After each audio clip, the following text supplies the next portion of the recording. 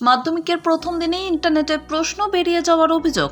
শুক্রবার বাংলা পরীক্ষা ছিল। পরীক্ষা শেষের আগেই ফোনে ফোনে ঘুরতে দেখা যায় প্রশ্নপত্র।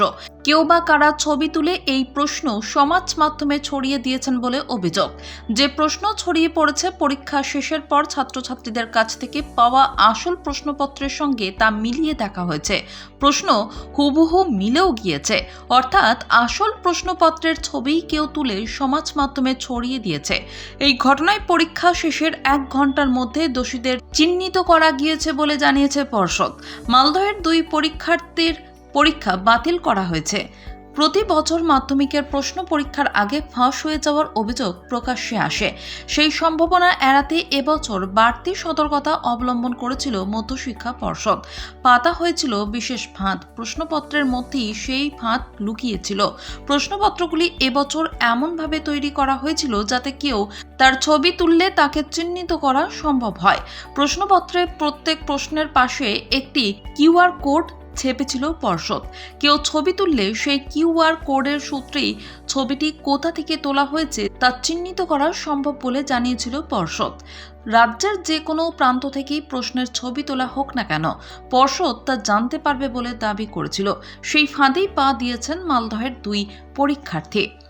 পর্ষদের নির্দেশ অনুযায়ী শুক্রবার প্রতিটি পরীক্ষা কেন্দ্রে পরীক্ষকেরা ছাত্রছাত্রীদের আগে থেকেই জানিয়ে দিয়েছিলেন প্রশ্নের ছবি তোলা নিষিদ্ধ। যদি কেউ ছবি তোলে তবে তাকে শাস্তির মুখে পড়তে হবে, এমনটাও জানিয়ে দেওয়া হয়েছিল পরীক্ষা কেন্দ্রের দায়িত্বপ্রাপ্ত শিক্ষকদের। সেই মতোই পর্ষদ থেকে নির্দেশিকাও এসেছিল। কলকাতার বেশ কয়েকটি স্কুলে খোঁজ নিয়ে জানা গিয়েছে শিক্ষক শিক্ষিকারা পরীক্ষার্থীদের পর্ষদের নির্দেশিকা জানিয়ে পরীক্ষা শুরুর আগে সতর্ক করেছেন। শুক্রবার মাধ্যমিকের প্রথম পরীক্ষা শেষ হয়েছে বেলা 1টায়। দুপুরে পর্ষদ সাংবাদিক বৈঠক করবে। তার আগে পর্ষদের সভাপতি রামানুজ গঙ্গোপাধ্যায়ের সঙ্গে যোগাযোগ করেছিল আনন্দবাজার অনলাইন। তিনি জানান, পরীক্ষার প্রশ্নপত্র সমাজ মাধ্যমে বেরিয়ে যাওয়ার যে ঘটনা ঘটে 1 ঘন্টার মধ্যেই তাতে দোষীদের চিহ্নিত করা গিয়েছে। একে পর্ষদ নিজেদের সাফল্য হিসেবেই দেখছে। রামানুজ বলেন, মালদহের 2 পরীক্ষার্থী এই কাজ করেছে। ইতিমধ্যেই তাদের শনাক্ত করা গিয়েছে।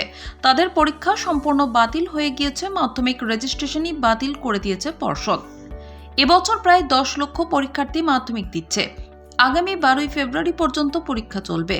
অন্যান্য বছরের চেয়ে এবার মাধ্যমিক পরীক্ষার সময় বেশ কিছুটা এগিয়ে আনা হয়েছে। এবছর পরীক্ষা শুরু হচ্ছে প্রতিদিন সকাল 10টা থেকে। 9:45 মধ্যে প্রশ্নপত্র পেয়ে যাচ্ছে পরীক্ষার্থীরা। প্রশ্নপত্রে কিউআর কোড বসানোর পদ্ধতি এবছর প্রথম চালু করা হয়েছে।